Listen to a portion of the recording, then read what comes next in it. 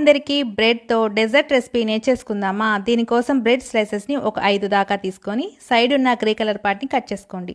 అలాగే క్రాస్గా ఇలా ట్రయాంగిల్ షేప్ కట్ చేసేసుకున్నాక డీప్ ఫ్రైకి సరిపడా ఆయిల్ పెట్టేసుకొని వీటిని ఫ్రై చేసుకోండి. ఈ బ్రెడ్ని మనం గోల్డ్ కలర్ వచ్చేదాకా ఫ్రై చేసుకొని వేరొక ప్లేట్లోకి ట్రాన్స్ఫర్ చేసుకోండి.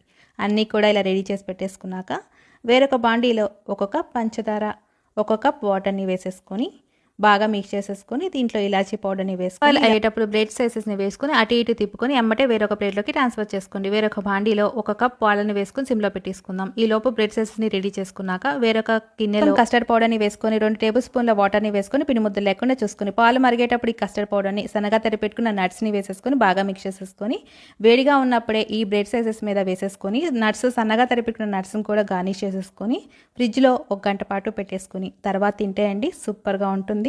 అచ్చంగా మనం ఐస్ క్రీమ్ తిన్న టేస్ట్తో వస్తుంది. ఈ వీడియో కనుక మీకు నచ్చితే లైక్ చేయండి.